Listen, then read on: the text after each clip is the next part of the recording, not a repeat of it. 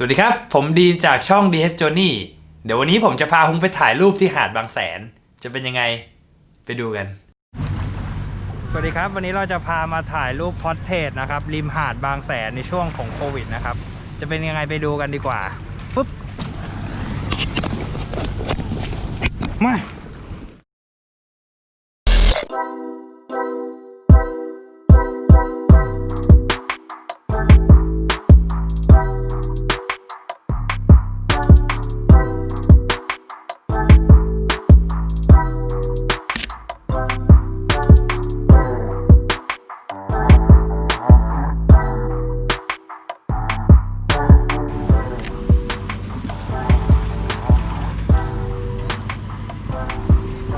1 2 3โอเค1 2 3 1 2 3เปิดออกไหม1 2 3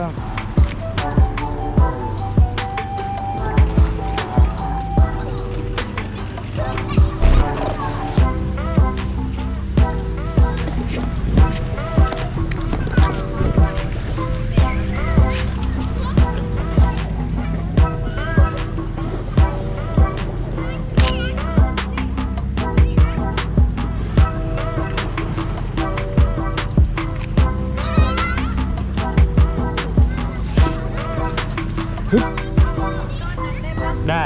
ไปได้ไหมอยากให้ไปเหมือนกัน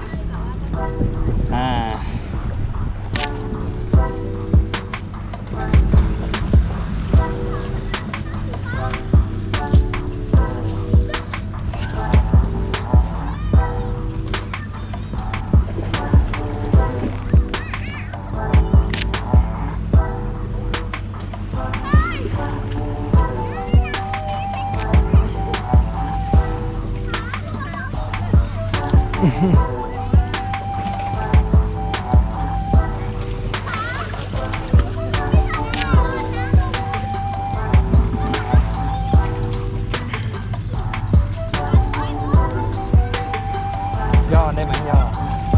โอเคสวยครับ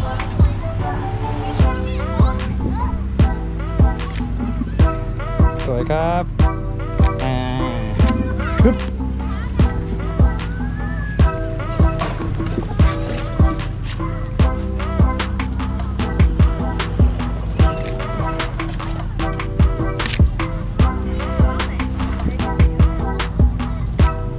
แน่นอนว่าไม่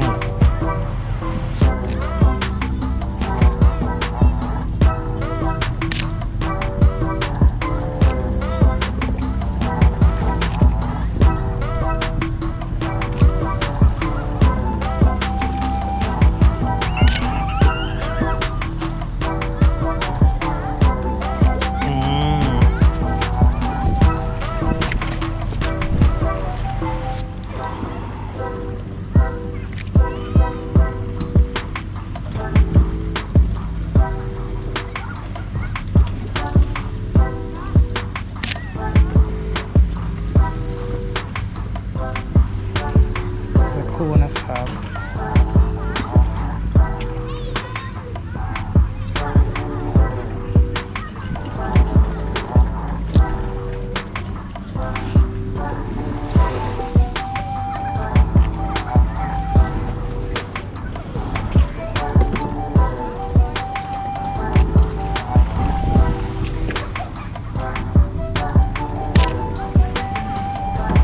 โอเค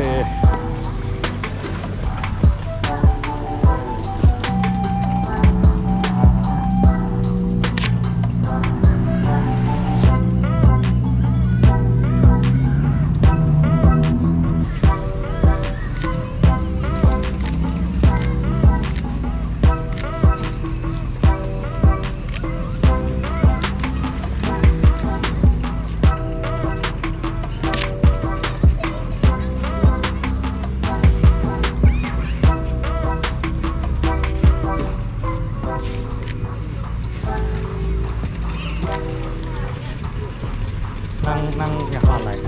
ใส่ออกใช่เหยียบมาตรงซ้ายมืออย่างนี้นะครับขวามืออย่างนี้นะครับ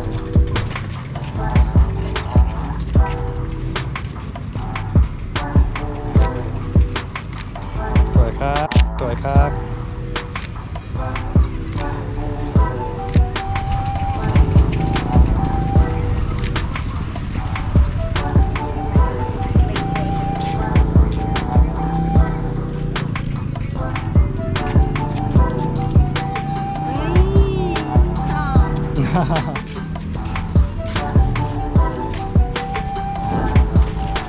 ขาดผมกันหน่อย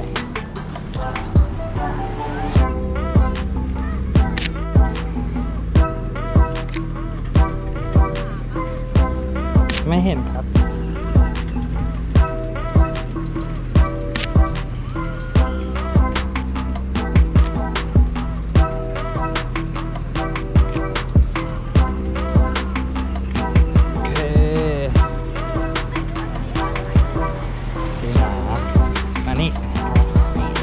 นี่หนักหมอบลงมาใช่หมอบเหมือนแนบหน้าไปกันโอ้โทษทีลืมเปลี่ยนฝั่งแฟลชลืมคว้าให้นี่มา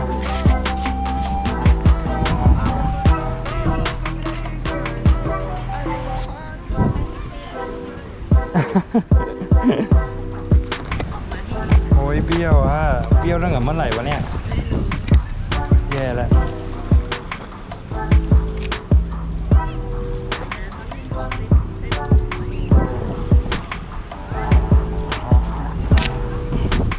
ขอเช็ครูปหน่อยนะครับ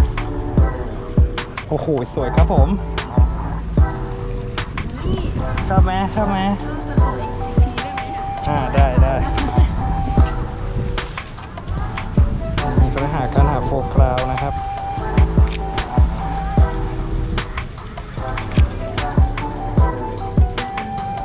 โอเค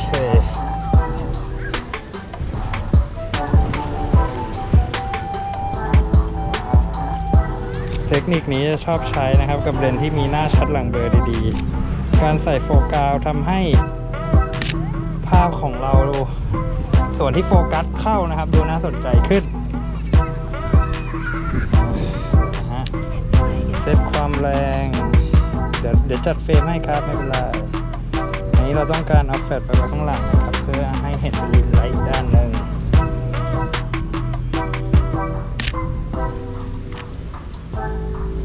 โอเคสวยครับย้ายฝั่งนิดนึงเพื่อหลบเสาด้านหลังนะครับการมีเสาอยู่บนหัวนางแบบนี้มันจะทำให้ภาพรู้สึกแปลกๆโอเค1 2 3 1 2 3สวยครับ1 2 3โอเค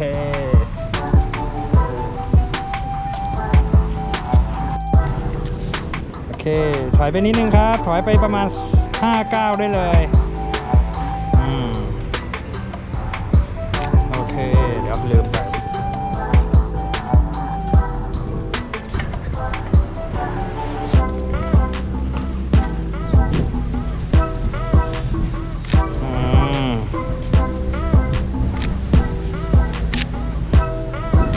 สวยครับ1 2 3เอาเฮ้ยลมพัดกำลังดี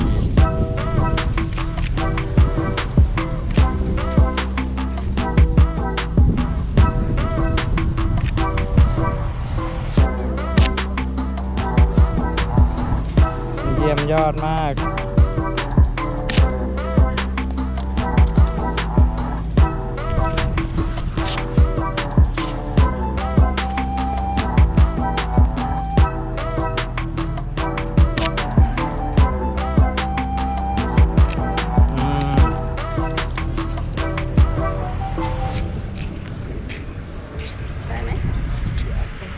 ได้อยู่แล้วสวยอยู่แล้วโอ้โหกระโปรงฟิวอย่างที่อยากได้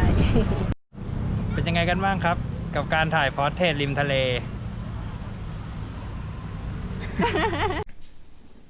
ขอบคุณที่รับชมนะครับหากเพื่อนๆชอบสามารถกดไลค์กดติดตามกดสั่นกระดิ่งแล้วคอมเมนต์พูดคุยกันได้นะครับ แล้วพบกันใหม่วิดีโอหน้าสวัสดีครับ